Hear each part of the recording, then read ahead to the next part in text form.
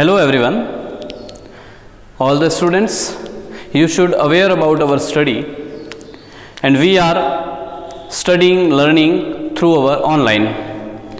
This is called as virtual learning.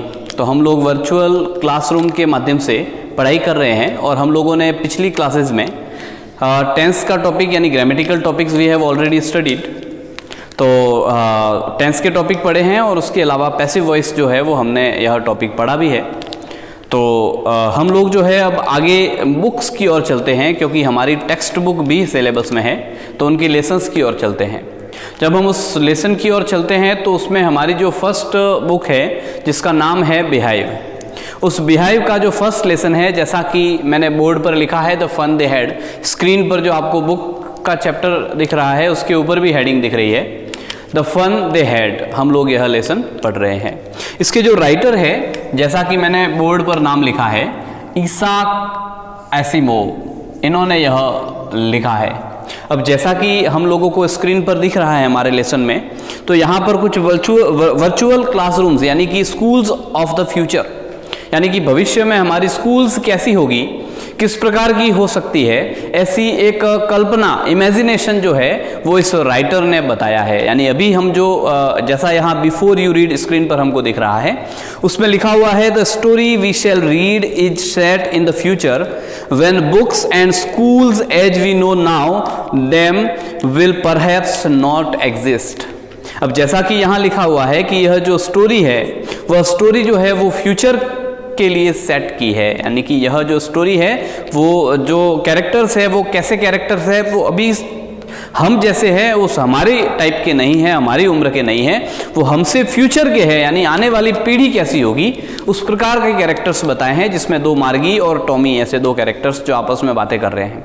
अब जैसा कि इसने बताया है कि यह जो फ्यूचर के लिए सेट की हुई स्टोरी है when books and schools as we know now them will perhaps not exist, यानी ये कह रहे हैं कि ये उस समय की कहानी है जब बुक्स यानी जो हम पढ़ते हैं सारी और स्कूल्स जहां हम पढ़ने के लिए आते हैं शायद वो उस जमाने में नहीं रहेगी, है ना, वो नहीं रहेगी। तो how will children study then, तो फिर उसके बाद में स्कूल नहीं रहेगी, बुक्स नहीं रहेगी, तो फिर बच्चे पढ़ेंगे कैसे, ये अपने दिमाग में सबसे बड़ा प्रश्न आता होगा।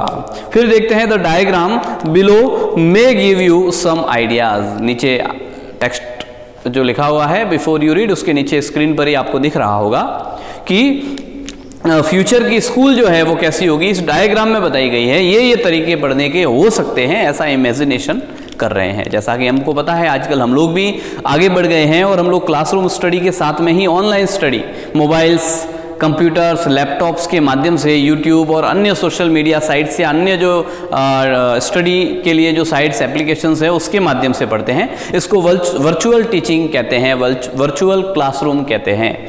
तो ये चित्र में दिया है future schools of the future, जिसमें हमको पहला एक जो डायग्राम दिख रहा है जिसके अंदर लर्निंग थ्रू कंप्यूटर्स यानी कंप्यूटर्स पर पढ़ रहे हैं, तो अभी हम पढ़ते ही हैं, हम सभी जानते हैं। फिर उसके पास में ही दिया है वर्चुअल क्लासरूम, यानी एक क्लासरूम जो बना हुआ है और जिसके अंदर कुछ कंप्यूटर्स है, कुछ रोबोटिक टीचर्स है, कुछ ऐसे चार्ट्स है ना, जो सारे एकदम इलेक्ट्रॉनिक के माध्यम से पढ़ रहे हैं। तो ऐसी क्लासेस अभी भी जो हम स्टोरी पढ़ेंगे उसमें भी इन बच्चों की ऐसी ही कुछ क्लासरूम्स है, यानी जो घर पे ही बनी हुई है। फिर देखिए रोबोटिक टीचर्स, उसके अलावा तीसरा जो डायग्राम बना हुआ है जिसमें रोबोटिक टीचर्स यानी टीचर्स अभी जो इंसान होते हैं उसकी बजाय उस समय जो है वो इंसान नहीं रह करके वो घर पे ही पढ़ेंगे, तो कंप्यूटर के माध्यम से, रोबोटिक टीचर्स के माध्यम से पढ़ेंगे, ऐसी इमेजिनेशन उस राइटर ने की है। और चौथा जो है वो मूविंग ई टेक्स्ट, यानी उसने कंप्यूटर का हमको जो है वो मॉनिटर बताया है एलईडी, और उसके ऊपर जो है वो टेक्स्ट लिखा हुआ है, यानी हमारी बुक्स है। अभी हम बुक्स पढ़ते हैं तो क्या करना पड़ता है, हमको उसका पेज चेंज करना होता है, हमको आगे बढ़ना होता है, लेकिन फिर क्या होगा, हमको हमारी नज़रें ऊपर नीचे करनी होती है। लेकिन जब कंप्यूटर से या उनके माध्यम से पढ़ते हैं तो हमको करनी पड़ती है क्या, नहीं करनी पड़ती ना, अपने आप टेक्स्ट ऊपर नीचे होता है। इसीलिए यह जो मूविंग टेक्स्ट इस प्रकार से ये लोग पढ़ते हैं। ठीक है, नीचे हमको आप लोगों को करने के लिए कुछ कार्यों के बारे में लिखा है कि आप जो है वो आपस में डिस्कस करिए कि कैसी स्कूल्स फ्यूचर में होगी, जब ऐसी नहीं होगी तो ऐसा कुछ बताया हुआ है। हम सीधे ही हमारे लेसन की ओर चलते हैं। अब लेसन जो है वो 2157 ऐसी डेट लिखी हुई है उस डायरी के ऊपर, जो डायरी मिली है ना पुरानी उसको, उस डायरी के ऊपर यह डेट लिखी हुई है, यानी कि स्टोरी जो है वो 2157 की है। अब हम जानते हैं कि अभी तो हमारा तो 2020 चल रहा है, यानी अभी 2157 यह आने में तो लगभग 130-35 साल के बाद आएगा, है ना। तो यह फ्यूचर में सेट की हुई स्टोरी है। मार्गी और टॉमी दो कैरेक्टर आपस में क्या बातें करते हैं वह हम इसमें डिस्कस करेंगे। तो चलिए हम लोग अपने लेसन की ओर चलते हैं।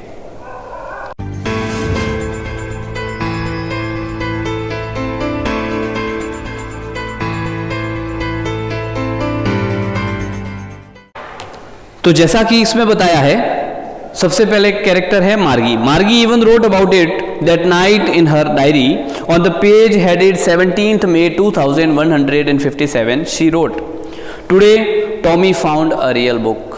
तो मार्गी नाम की एक लड़की है छोटी सी, और वह मार्गी जो है उसकी आदत होगी, कई लोग डायरी लिखते हैं ना, तो उसकी भी एक आदत होगी, वो अपनी कंप्यूटर में वर्चुअल डायरी जो है वो बनाई हुई होगी उसने, और उसमें रोजाना क्या आज हुआ वह सब लिखती होगी। तो उस डायरी में वो रात को लिख रही है, उस पेज के ऊपर जो डेट लिखी हुई थी, डेट डालते हैं ना कौन सी डेट को लिखी है, तो 17th May 2157, यानी कि आज से बहुत आगे है ना, ये 130-40 साल पुरानी नई बात है, आगे की बात है। तो वह डेट लिखी हुई है। वह क्या लिखती है? She wrote, today Tommy found a real book, आज टॉमी को एक रियल बुक मिली। अब यहां पर बात आई रियल बुक की। अब रियल बुक यानी क्या? तो रियल बुक का मतलब है हम जो बुक पढ़ते हैं ना पेजेज वाली, उस बुक को इन्होंने क्या कहा है? रियल बुक, क्योंकि इनके टाइम में रियल बुक नहीं है, इसीलिए कह रहा है कि रियल बुक मिली। It was a very old book. Margie's grandfather once said that when he was a little boy, his grandfather told him that there was a time when all stories were printed on the paper. अब यहाँ पर क्या बात कर रही है? ये कह रही है कि वो बहुत पुरानी किताब थी। अब मार्गी कह रहे हैं कि उसके दादाजी ने एक बार ये कहा था। अब दादाजी ने क्या कहा था? तो दादाजी ने ये कहा था कि वो जब छोटे थे, कौन? दादाजी। दादाजी जब छोटे थे तो उस समय उनके दादाजी यह कहा करते थे, उनको कहानी सुनाया करते थे कि हम जब पढ़ते थे तो हम जब पढ़ते थे तो हमारे जितने भी लेसन्स है, हमारी जितनी भी बुक्स है, वो पेपर पर प्रिंट हुआ करती थी। हमारे होती है ना ऐसी, यानी कि ये बुक्स कब होती थी? तो दादाजी के भी दादाजी के समय में होती थी। यानी दादाजी तो भी वर्चुअल क्लासरूम्स में ही पढ़े हुए हैं, लेकिन वो जब छोटे थे तो उनके दादाजी कहानी सुनाते थे कि हम लोग जब पढ़ते थे तो प्रिंट होते थे कागज के ऊपर, ऐसा बताते थे।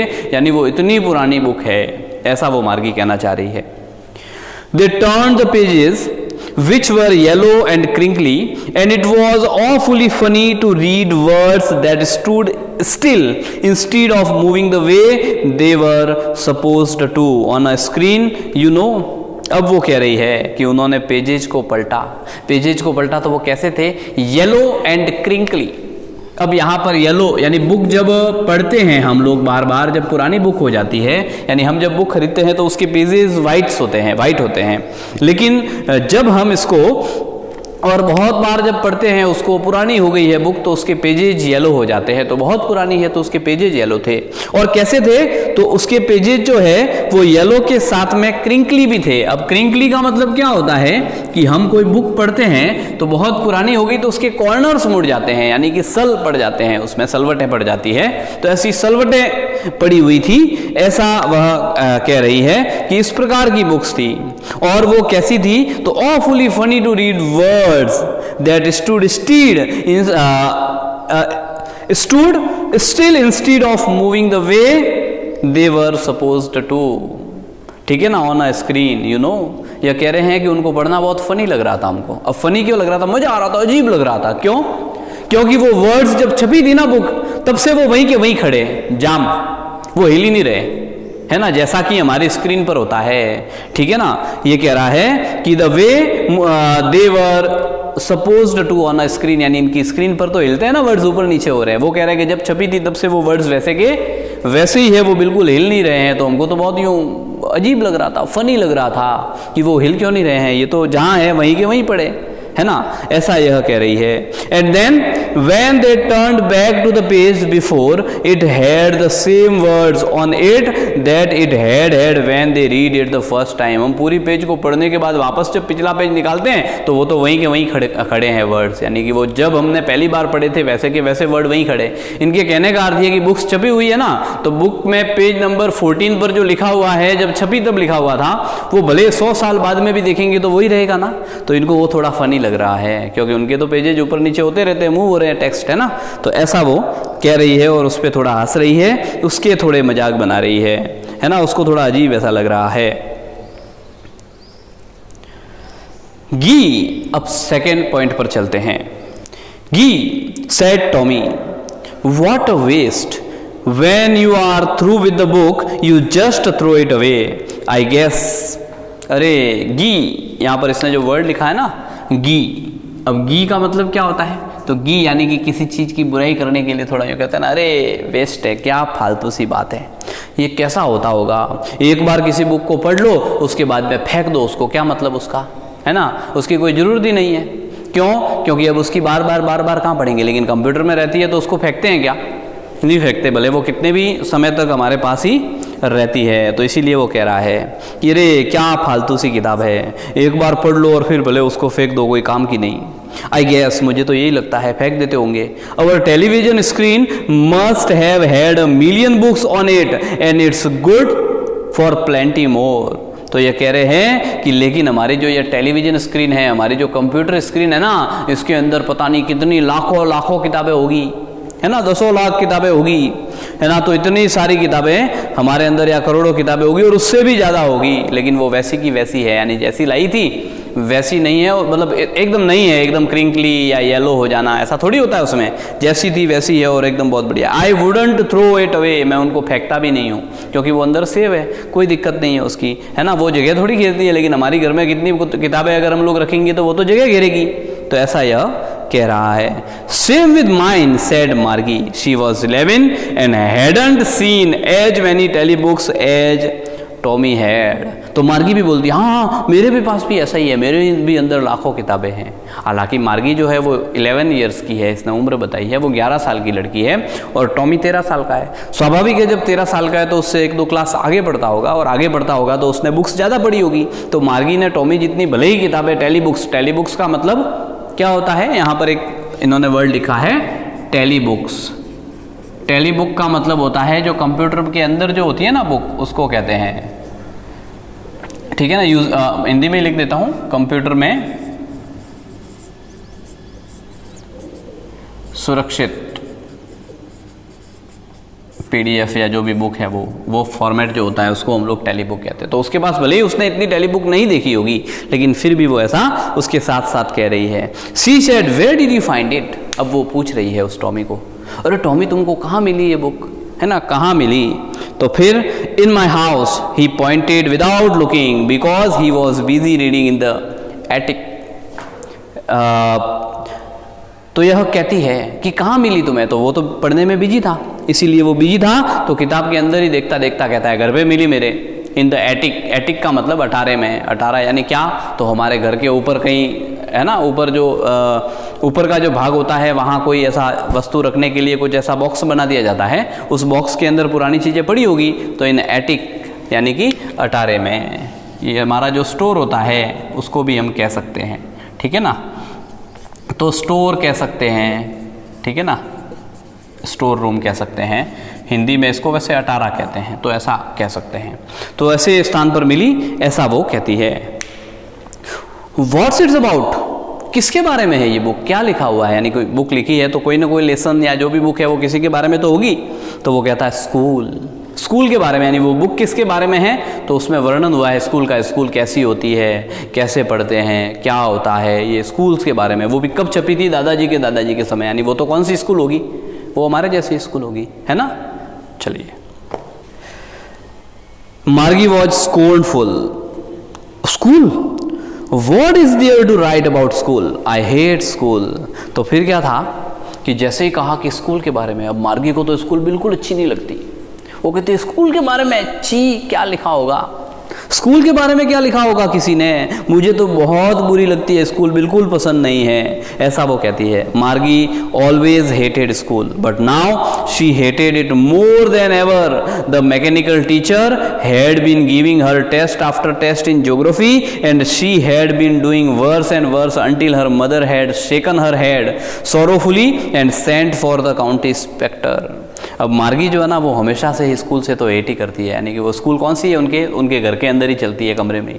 अब कमरे में ही चलती है, बेचारी बोर होती है, अकेली बैठी रहती है, इसलिए उसको अच्छी नहीं लगती है। तो इसीलिए वो कह रही है कि उसको हमेशा ही नफरत थी और आजकल तो उसको बहुत ज़्यादा नफरत हो रही है, आजकल तो हमेशा से भी ज़्यादा। क्यों?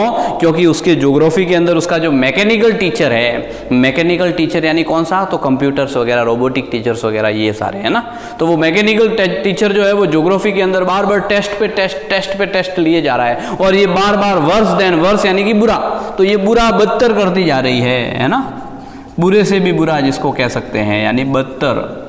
तो यह जो है वो बदतर करती जा रही है, बार बार फेल हो रही है। और इसमें तो क्या है, तो ये जो उनकी स्कूल्स है वो कैसे पढ़ते हैं ये लोग, तो जैसे ही एक लेसन पूरा हुआ उनका यूनिट टेस्ट लिया जाता है, जैसे यूनिट टेस्ट में पास हुए, होमवर्क दिया, उस टेस्ट लिया, टेस्ट में पास हुए तो वो आगे क्लास में जाए, आगे का चैप्टर पढ़ेंगे, नहीं तो नहीं पढ़ेंगे। तो वो ज्योग्राफी में बार बार फेल हो रही है ना, ऐसा उसका हो रहा है, इसीलिए वो आगे बढ़ नहीं पा रही है, इसीलिए उसको और भी ज़्यादा नफरत हो गई है।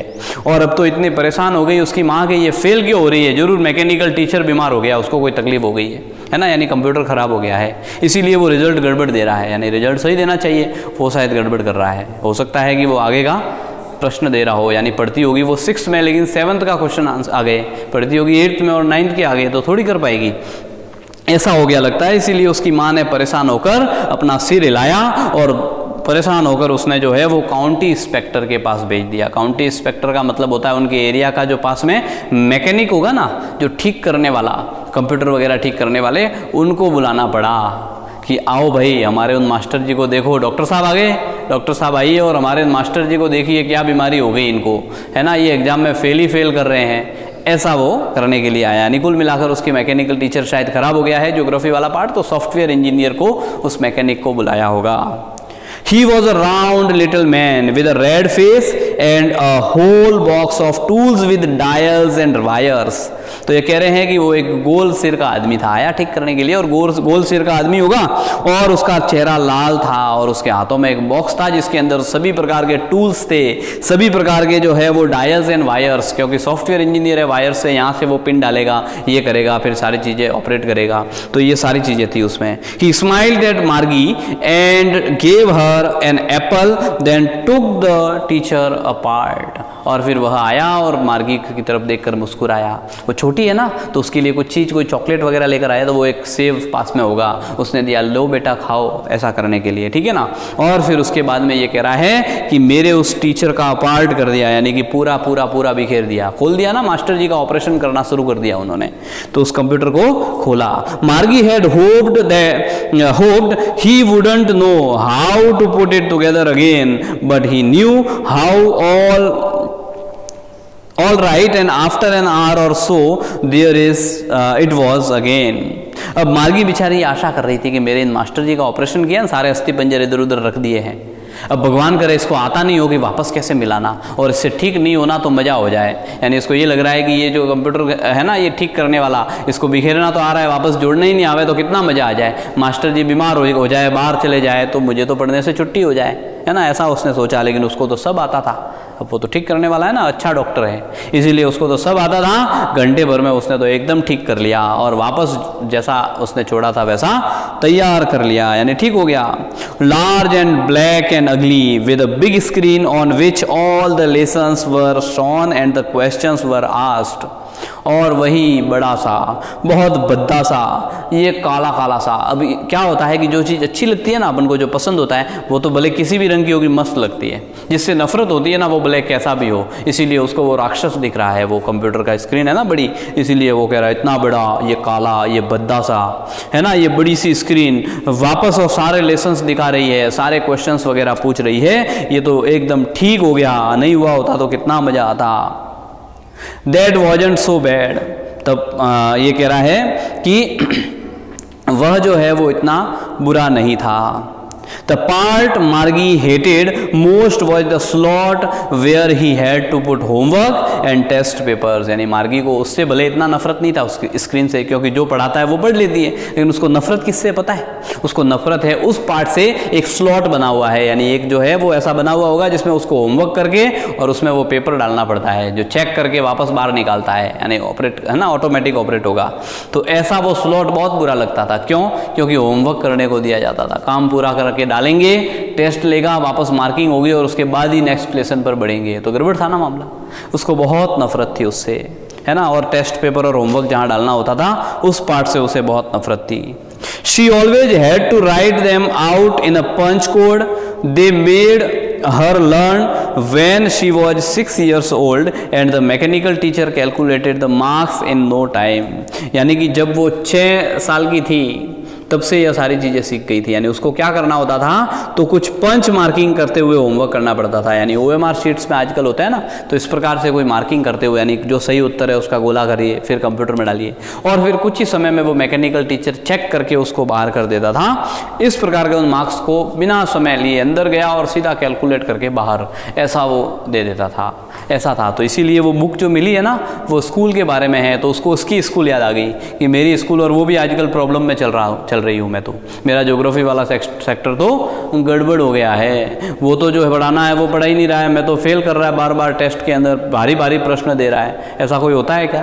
तो वो बीमार हो गए थे मास्टर जी, उनको ठीक कराने के लिए मैकेनिक को बुलाया, मैकेनिक ने उसको ठीक कर लिया है। ठीक है, तो आज हम इतना पढ़ते हैं, आगे की बिंदु जो है वो हम नेक्स्ट क्लास में पढ़ेंगे।